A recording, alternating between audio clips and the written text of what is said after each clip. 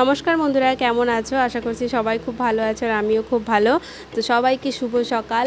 এখন হচ্ছে কটা বাজে? এখন 6টা কি 7টা বাজে। আমি তো উঠেছিলাম 6টা নাগাদ, তো এখন হয়তো 7টা বাজে। তো থালা বাসন ধুয়ে নিয়েছি, বাসি নাইটিও ছেড়ে নিয়েছি, অন্য নাইটি পরে নিয়েছি। এখন হচ্ছে আগের দিনকার যে ঢেঁকি শাকগুলো ছিল না, ওগুলো হচ্ছে এমনি কেটে ধুয়ে, এমনি ধুয়ে তো দেইনি, এমনি রেখে দিয়েছিলাম কেটে আর কি, মেলে নিচে, যাতে ভালো থাকে আর কি। তো যাই হোক, এখন হচ্ছে ঢেঁকি শাকের যে গোড়াগুলো আছে না, ওগুলো হচ্ছে কেটে ভালো করে কেটে বেছে একদম ধুয়ে নিয়ে আসবো কলপাট থেকে। ধুয়ে টুয়ে নিয়ে এসে এখন হচ্ছে বাসি নাইটি ছেড়ে অন্য নাইটি পরে নিয়েছি। তো এখন ভাতটা বসিয়ে দিব। যে চালের ড্রামটা দেখছো, ওটা হচ্ছে ছোট সাইজের, অতগুলো চাল আটে না, 25 কেজি 30 কেজি চাল আটে না ওটার ভিতরে। এই ধরো 15-16 কেজি আটে ওটার ভিতরে। তো যাই হোক, যাওয়ার যত চাল ছিল ওই বস্তার ভিতরে রেখে দিই, ওটার থেকে নিতে থাকি, যখন শেষ হয় তখন এখান থেকে নিয়ে নিই।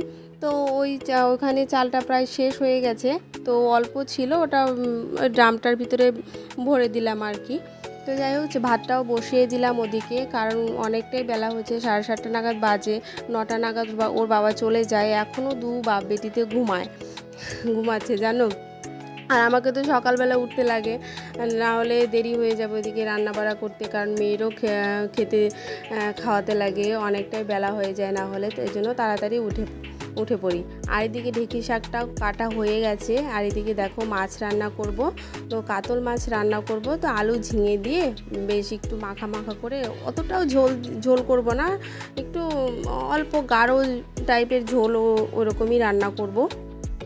তো এখন সবজিটাও কাটা বাছা হয়ে গেছে, এখন যাবতীয় যা আছে সব ধুয়ে নিব, নিচটাও মুছে নিব ভালো করে, না হলে না জল পাড়াতে খুব খারাপ লাগে আর কি।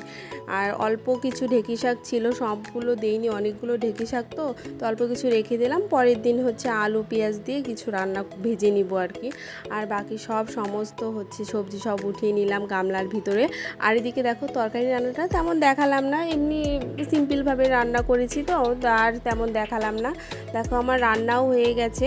আর এদিকে দেখো, এখন সব থালা বাসন সব একদম কলপারে নিয়ে এখন ঘরটা মুছে নিব ভালো করে একদম। তো মুছে টুছে একদম দেখো আমার থালা বাসনটাও ধোয়া হয়ে গেছে। এখন চৌকিটা যে আছে না, ওই চৌকিটার উপরে সমস্ত থালা বাসন উপর করে রেখে দেবো, যাতে জলটা ঝরে যায়, জল থাকলেও ভালো লাগে না। তো সমস্ত কাজ সেরে এখন এই ঘরে চলে আসলাম, মেয়েকে ঘুম পাড়িয়ে দিয়েছি, মেয়েকে ঘুম পাড়িয়ে দিয়ে এখন হচ্ছে ঘরে যে জামা কাপড় আছে সব গুছিয়ে টুছিয়ে একদম ঘরটাকে ঝেড়ে নিব ভালো করে। তো যাই হোক, এখন ভাবছি যে রোদ উঠেছে, অনেকটাই ভালোই রোদ উঠেছে জানো, আজকে ভালোই রোদ উঠেছে। তো ভাবলাম যে দেখি আলমারির ভিতরে কিছু জামা কাপড় আছে নাকি, রোদে দিয়ে তারপরে ওগুলো ভাঁজ করে আবার রেখে দিব। তো ভাঁজ করতে করতে দেখি আবার মেয়ে কারেন্ট চলে গেছে, আর কারেন্ট মেয়ে তো যে গরম পড়েছে, মেয়ে তো উঠে পড়বে। তো ভাবলাম যে আগে হচ্ছে পাখা দিয়ে হাওয়া দিয়ে নিই, তারপরে এদিকে দেখো কারেন্টটাও চলে আসলো, তো উঠে পড়লাম।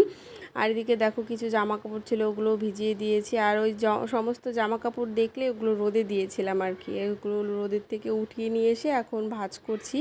আর মেয়ে ওদিকে খেলছে, তো মেয়েকে জল দিয়ে খেলছে, আর মেয়ে কি বলবো, মেয়ের প্রতিদিন জল ছাড়া ওর কিছু চাই না আর কি, জলের পাগল জানো।